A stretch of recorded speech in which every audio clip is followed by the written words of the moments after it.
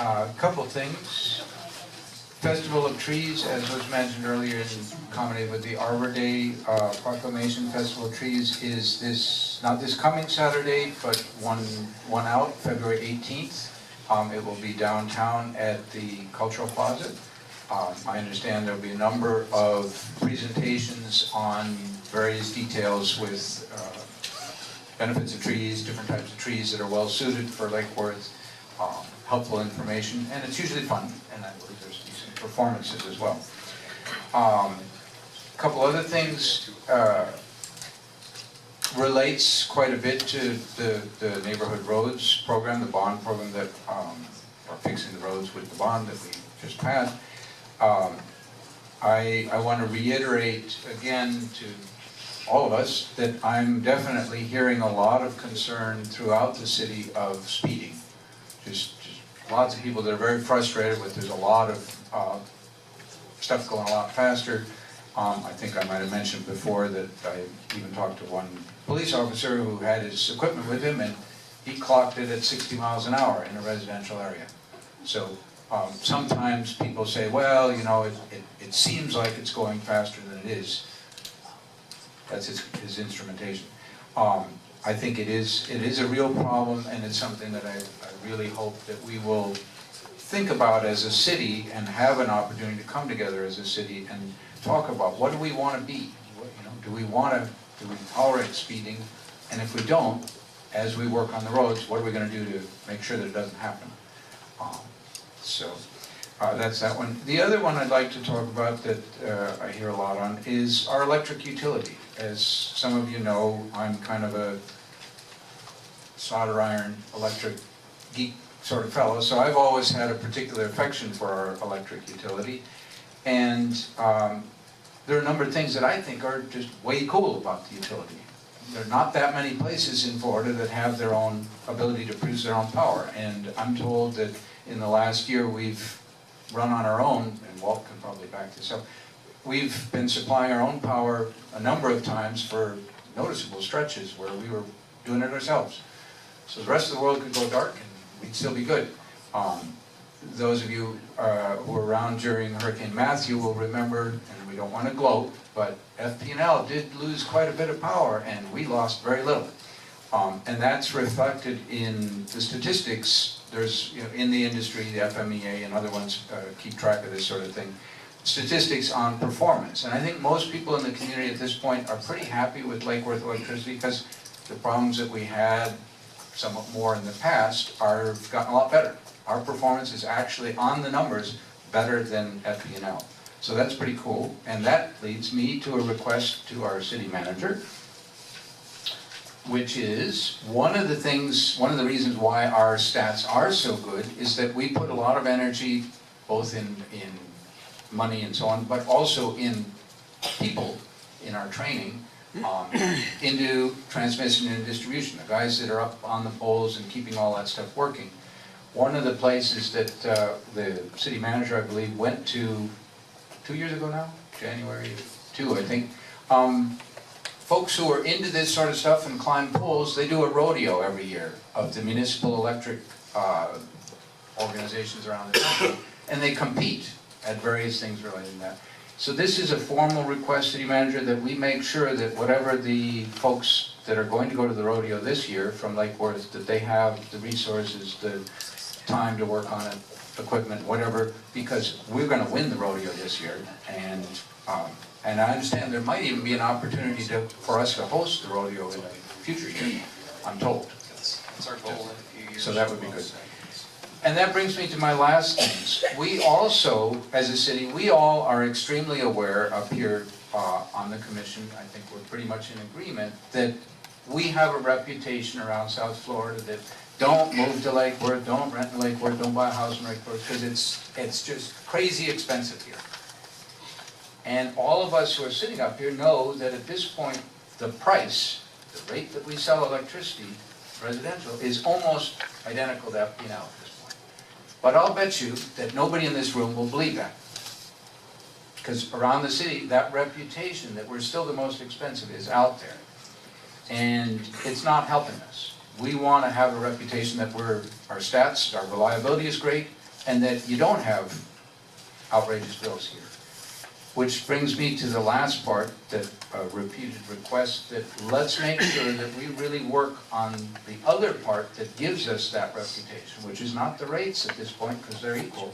It's that we have people who have very high bills, households that have very high bills. We need to have a program to work with them and figure out what's going on. We now have the tools in place. We've got the real-time metering. Soon we will have, I understand, the apps on your phone that you can see what your real-time meter is doing.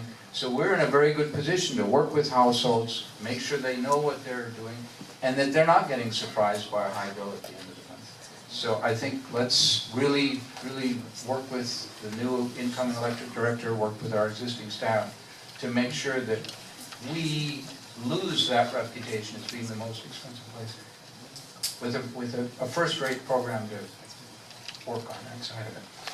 That's all. Yes, Gay Pride's coming up, sponsored by Compass, and every year I ask you to sign the letter from the dais, so I'm going to pass that around. If everybody would please sign that. Pride Fest is March 25th and 26th, sponsored by Compass, our Gay and Lesbian Community Center. We will be raising the flag again. We are one of the only cities in South Florida and across the country that actually raise a flag. We're working on that. Garlic Festival is this weekend. Please come out Friday, Saturday, and Sunday. I know the mayor will be out there judging some garlic contest because she likes that garlic. The Iron Chef, the Garlic Iron Chef.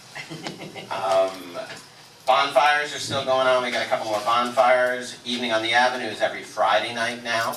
Downtown we've got some great bands. We're always looking for more vendors. So if you're a local vendor, please come see us. Street painting is at the end of the month. They're still looking for volunteers for street painting. So if you've got some time to either ride one of the trolleys or participate with them, please come out.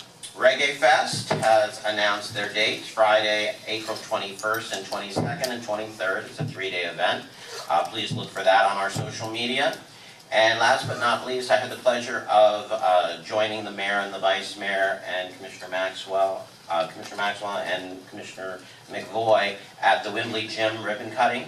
If you remember, last year we actually designated our CGB funds, our community block grants, to work on the gym. So we had the ribbon cutting for the new, beautiful new gym, and that was great. Thank you. Thank you, no comments this evening. Okay. In reference to what Commissioner Amoroso said at the Wembley Gym, what a great time. I mean, seeing 5 years ago what that gym looked like, and then going in there, they've got a brand new, state-of-the-art, level 3 professional basketball court, Oakwood, brought in from Wisconsin. And the thing is absolutely gorgeous, all brand new nets, but also on top of that, they really spruced up the whole place. They put in a new computer lab that's got all brand new computers for the kids, a new copier and printer and stuff for them to work on their schoolwork and stuff, and it was really inspiring. The kids flipped out, and we actually broadcasted live. This is the second time we've had live, Facebook Live. My State of the City address was on Facebook Live, and the opening, the ribbon cutting at the Wembley Gym were on Facebook Live. So watch for some technological improvements around here, making us, me able to actually watch a meeting if I wasn't here on my Mac device. Wouldn't that be nice? The mayor threw the first ball out. I threw the first ball out, and I threw it up pretty high there for those little ones. And we actually broadcast the game, which is very cool that we were able to do that. So some really nice things happening. Thank you so many people that came out to the State of the City. It was my favorite yet.